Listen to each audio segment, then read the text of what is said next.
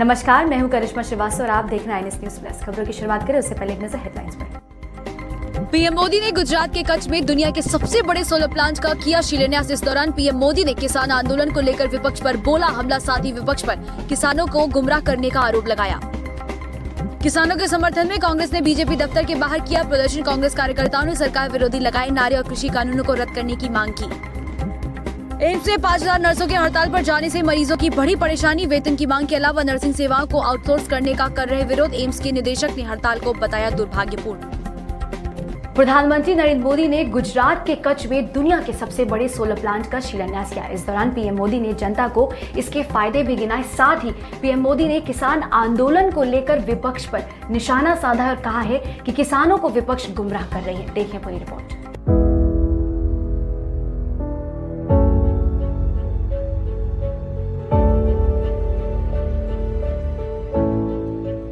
प्रधानमंत्री नरेंद्र मोदी गुजरात के दौरे पर हैं। गुजरात दौरे के दौरान पीएम मोदी ने जनता को कई सौगातें दी। वहीं जहां उन्होंने कच्छ में से समुद्री पानी को पीने में बदलने वाले प्लांट और देश की सबसे बड़ी सौर परियोजना और एक ऑटोमेटिक मिल्क प्रोसेसिंग यूनिट का शिलान्यास किया।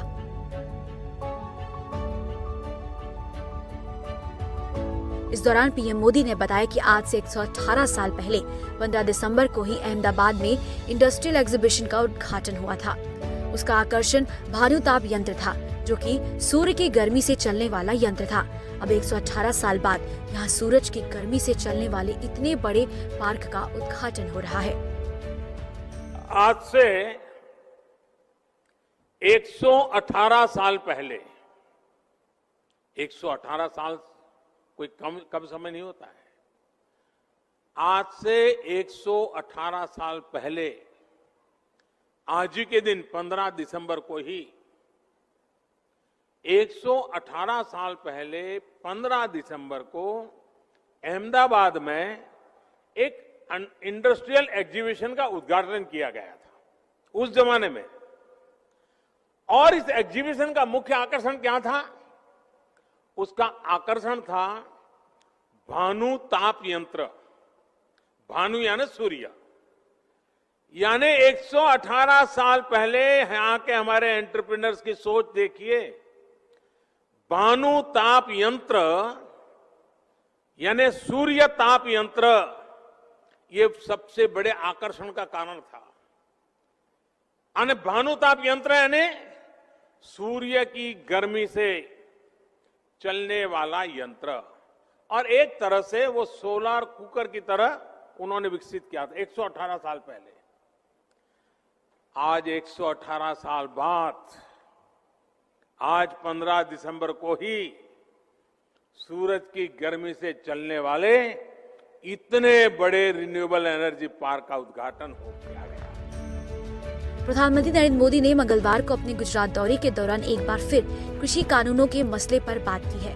कच्छ में पीएम मोदी ने अपने संबोधन में कहा कि विपक्षी पार्टियां किसानों को गुमराह करने की कोशिश कर रही हैं। पीएम मोदी ने भरोसा दिलाया कि कृषि कानूनों को लेकर सरकार हर शंका का समाधान करने को तैयार है। साथियों, हाल में हुए कृषि सुधारों की मांग बरसों से की जा रही थी। अनेक किसान संगठन भी पहले ही मांग करते थे कि अनाज को कहीं पर भी बेचने का विकल्प दिया जाए।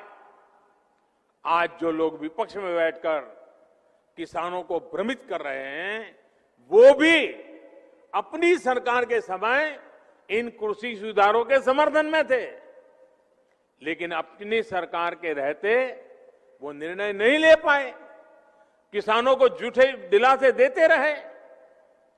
आज जब देश ने यह ऐतिहासिक कदम उठा लिया, तो यही लोग किसानों को भ्रमित करने में जुट गए हैं। मैं अपने किसान भाई बहनों से फिर एक बार कह रहा हूं, बार बार दोहराता हूं कि उनकी हर शंका के समाधान के लिए सरकार 24 घंटे तैयार है। ये hybrid renewable energy park Kutch के वीघाकोट गांव में बनवाया जा रहा है। वहीं 72,600 हेक्टेयर में फैले एनर्जी पार्क में कई गांव तक बिजली बनाई जा सकेगी। यहाँ पर एक और सोलर एनर्जी स्टोरेज प्लांट के लिए भी अगला जोन बनाया जाएगा। ब्यूरो रिपोर्ट, खबर INS। कृषि कानूनों का विरोध कर रहे अन्नदाताओं के समर्थन में कांग्रेस भी अब सड़कों पर उतर रही। इस दौरान मंगलवार को कांग्रेस कार्यकर्ताओं ने दिल्ली में बीजेपी दफ्तर के बाहर जमकर प्रदर्शन किया और सरकार विरोधी नारे भी लगाए और ये मांग की है कि ये कृषि कानून सरकार वापस ले।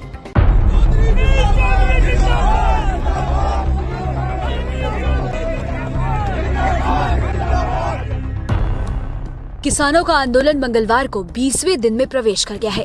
देश भर से आए किसान बॉर्डरों पर प्रदर्शन कर रहे हैं, तो वहीं राजनीतिक पार्टियां भी कृषि बिल का विरोध कर रही हैं। अब किसानों के समर्थन में कांग्रेस भी लगातार सरकार से सवाल कर रही है। कांग्रेस कार्यकर्ताओं ने बीजेपी दफ्तर के बाहर जमकर प्रदर्शन किया और सरकार विरोधी नारे लगाए।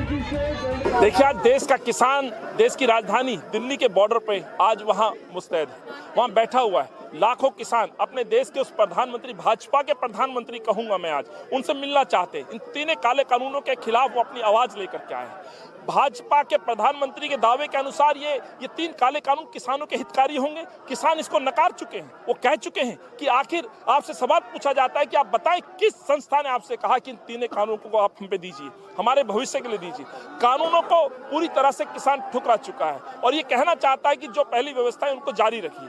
ये सरकारें मानने के लिए तैयार नहीं है। जिस देश को कृषि प्रधान देश कहा जाता था साथियों, आज उस देश को पूंजीपतियों का देश कहा जाने लगा है। किसान तो हर उस आवाज को उठाएगी जो मजदूरों से, किसानों से, गरीबों से जुड़ी हुई। पहले ही दिन हमारे नेता राहुल गांधी जी ने और कांग्रेस के सांसदों ने पार्लियामेंट में कहा था, आप कोरोना के इस महामारी के इस आपदा के समय को अवसर में मत बदलिए, आप बगैर सुने बगैर बातचीत के इन काले कानूनों को मत थोपिए। पहले ही दिन से राहुल गांधी सड़कों पर है। सवाल ये उठता है कि इस तरह के आंदोलनों को बदनाम और दबाने की कोशिश भाजपा लगातार करती रही। हम भूले ही नहीं है एनआरसी का वो जिस तरह से धरना चल रहा था, उस समय भी इन्होंने इस तरह की बातें की थी। आज किसानों के इस धरने को अलग अलग नामों से कहीं ना कहीं इस धरने को बिखेरने की साजिश की जा रही है, लेकिन किसान टूटने वाले नहीं हैं, वो यहाँ से बिखरने वाले नहीं है। अपनी मांगों को मनवाने के लिए डटे हुए, क्योंकि ये उनके भविष्य की बात है, उनके बच्चों की बात है, उनके खेत खलियान की बात है और इस देश को पूंजीपतियों को सौंपने की जो बात है उसके खिलाफ कांग्रेस और किसान डटे हुए। प्रदर्शन कर रहे कार्यकर्ताओं ने मांग की है कि सरकार तुरंत इस बिल को रद्द करे और किसानों की बात को सुने। बीजेपी दफ्तर पहुंचे प्रदर्शनकारियों ने खुद पर काला तेल डालकर विरोध जताया, साथ ही तख्ती लेकर केंद्र सरकार के खिलाफ जमकर नारेबाजी की। इसके साथ ही अन्नदाताओं पर अत्याचार बंद करो मोदी सरकार की तख्ती को लेकर विरोध भी जताया। ब्यूरो रिपोर्ट, खबर INS।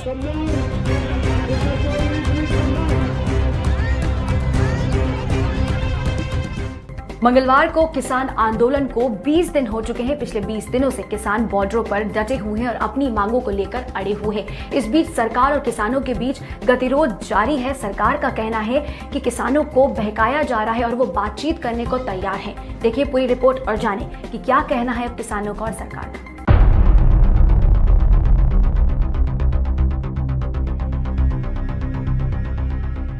नए कृषि कानूनों के खिलाफ किसानों का प्रदर्शन 20वें दिन भी जारी है। किसान और सरकार के बीच गतिरोध बढ़ता ही जा रहा है। किसानों का कहना है कि अमित शाह ने 23 फसलें जिनका MSP तय है उनको 100% खरीदने से इनकार कर दिया है, जबकि सरकार ये प्रसारित कर रही है कि हम MSP खत्म नहीं कर रहे। अगर सरकार MSP पर खरीदने के लिए तैयार है तो हमें इसका भरोसा दे सरकार। अमित शाह जी ने 23 फसलें जिनका MSP तय होता है उनकी 100% खरीदने से इनकार कर दिया है, जबकि सरकार प्रचारित ये कर रही है कि हम खरीदेंगे, हम MSP नहीं तोड़ रहे हैं, MSP नहीं तोड़ रहे हैं। अगर सरकार MSP पर खरीदने के लिए तैयार है, हम अब भी कहते हैं, फिर देश के प्रधानमंत्री जी ये बयान दें कि जितना देश में उत्पादन होता है, 23 फसलों का जितना देश में उत्पादन होता है, चाहे वो किसी भी प्रदेश में है, वो सारी की सारी खरीदने के लिए तैयार है। ऐसा उनको बयान देना चाहिए ताकि जनता गुमराह ना हो। ये केवल गुमराह करने पे ही लगे हैं। साथ ही किसानों का ये भी आरोप है कि इन कृषि कानूनों को लाने की इतनी जल्दबाजी सरकार की तरफ से क्यों दिखाई गई। और दूसरा ये गुमराह कर रहे हैं कि किसान अड़े हुए हैं, हम अमेंडमेंट के लिए तैयार हैं, हम बात करने के लिए तैयार हैं, किसान नहीं मान रहे हैं। मैं उसका स्पष्टीकरण ये देना चाहूँ कि जब कोरोना काल के अंदर अध्यादेश लाए गए, ये कोई आपातकाल नहीं था कि देश का बहुत बड़ा नुकसान हो जाना था, इसलिए अभी लागू करना जरूरी था। जो अध्यादेश होते हैं वो इमरजेंसी में लाए जाते हैं जब कानून बनाने का टाइम नहीं होता। इन्होंने कोरोना काल में इसलिए लाए ताकि लोग आंदोलन ना कर पाएं, लेकिन उसके बावजूद भी जब आंदोलन हुआ और कड़ा आंदोलन हुआ तो इन्होंने जल्दबाजी में उसको कानून में बदलना चाहा और तुरंत इन्होंने कॉलम पूरा ना होने के बावजूद, बहस ना होने के बावजूद इन्होंने तुरंत कानून बना दिया। अब मेरा सवाल ये है कि जब अध्यादेश के बाद कानून बनाया गया और कानून बनाने से पहले देश में बगावत हो गई, उस वक्त इनको हमें बुलाना चाहिए था, उस वक्त इन पे बहस करनी चाहिए थी, पॉइंट दर पॉइंट बहस करनी चाहिए थी।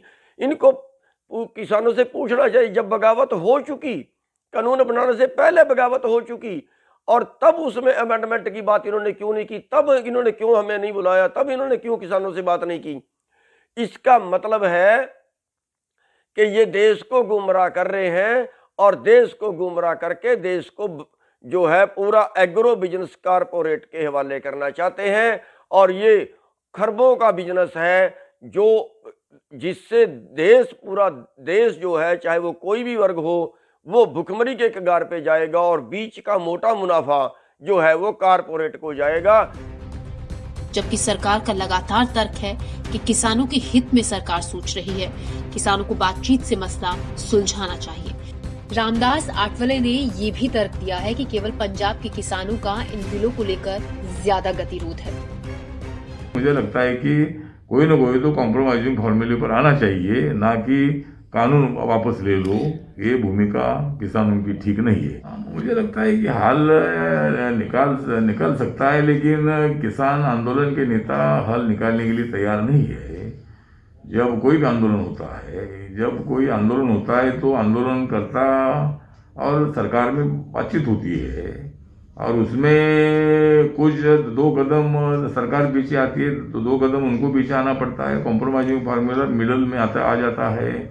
लेकिन किसान नेता जो ये बोल रहे हैं कि भाई कानून वापस लीजिए, और आपने देखा होगा कि पंजाब छोड़कर जो आंदोलन हो रहा है वो आंदोलन में किसान इतने ताकतवर नहीं है, मतलब ताकतवर नहीं उतर रहे हैं।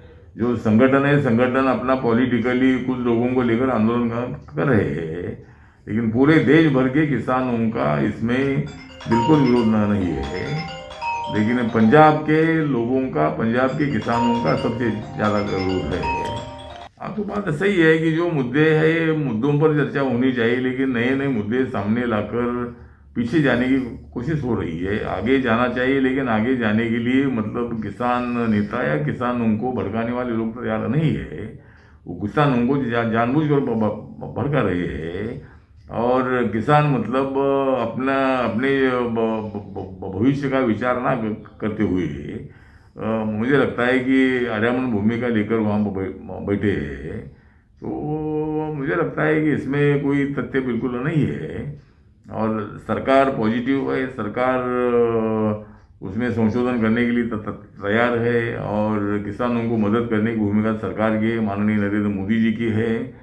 और उसके बावजूद भी अगर मतलब किसान नेता अगर इसी तरह का रवैया अपनाते रहेंगे तो ये किसानों का नुकसान कर रहे हैं। किसान विरोधी ये आंदोलन है, ऐसा मुझे लगता है। जबकि पंजाब कांग्रेस के नेता नवजोत सिंह सिद्धू ने ट्वीट कर कहा कि सरकार उन किसानों के खिलाफ आधारहीन तर्क दे रही है कि उन्हें बरगलाया गया है। सिद्धू ने कहा कि एक गलती को सही साबित करना उस गलती को और भी बड़ा कर सकता है। ब्यूरो रिपोर्ट, खबर IANS। एम्स की 5000 से ज्यादा नर्सेस स्ट्राइक पर हैं और ये स्ट्राइक इसलिए है क्योंकि वो वेतन को लेकर और कॉन्ट्रैक्ट टर्म्स को लेकर ये हड़ताल कर रही हैं और उनका कहना है कि ये जो आउटसोर्स नर्सिंग सर्विसेज हैं इसको भी नहीं किया जाना चाहिए। इसकी वजह से जो इमरजेंसी सेवाएं हैं वो भी प्रभावित हुई हैं और जो मरीज हैं उनको काफी दिक्कतों का सामना भी करना पड़ रहा है।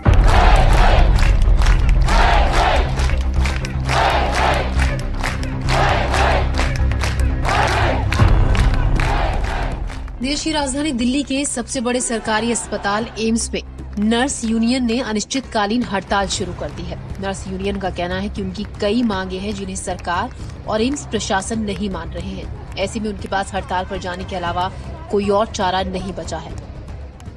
आज कुछ मांगे हैं और वो मांगे नहीं है। आज के 1 साल पहले केंद्रीय स्वास्थ्य मंत्री श्री हर्षवर्धन सिंह जी ने हमारे साथ एक आधिकारिक मीटिंग में उन सभी मांगों को सहमति जताई थी और उन पर काम भी हुआ था। लेकिन इधर कोरोना आ गया और हम कोरोना के मरीजों की सेवा करने लगे और उन सब मांगों को टर्न डाउन कर दिया गया, उनको साइलेंटली खत्म कर दिया गया। जब हमें इनके बारे में पता चला तो हमने इनसे जाके निवेदन किया कि अभी आपको इस समय जरूरत क्या है ये सब गलत काम करने की, आप रुक जाइए, हमें लोगों की सेवा करने दीजिए। तब ये नहीं माने तो हमने इनको 1 महीने का स्ट्राइक नोटिस पीरियड दिया। 13 नवंबर को हमने एक चिट्ठी लिखी आधिकारिक रूप से कि हम स्ट्राइक पे जाने वाले हैं, आप हमारी मांगों पे गौर कर दीजिए। तब से लेकर आज तक कहीं किसी मांग पे सॉल्यूशन नहीं है। नर्सों की हड़ताल से दिल्ली के एम्स में मरीजों की परेशानी बढ़ गई। नर्सिंग यूनियन का आरोप है कि एम्स प्रशासन बात करने को तैयार नहीं है। हमें हड़ताल करने के लिए मजबूर किया गया। इश्यू क्या है? क्योंकि हमें प्रोवोक किया गया। हमें स्ट्राइक हमारा फैशन नहीं है। हम स्ट्राइक पे क्यों आए? आपका सवाल सही है और उसका जवाब मैं देता हूँ कि एम्स एडमिनिस्ट्रेशन और भारत सरकार के स्वास्थ्य मंत्रालय के एटीट्यूड के कारण आज हमें ये नोटिस देना पड़ा और आज सारी स्थितियां पैदा हुई है। नहीं तो हम अभी भी काम करना चाहते हैं। आप बात तो कीजिए, बात ही नहीं करना चाहते आप।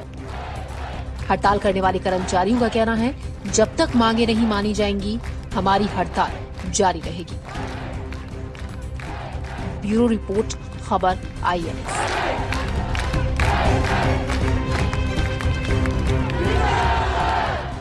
फिलहाल INS बुलेटिन में इतना ही। इजाजत दीजिए, नमस्कार।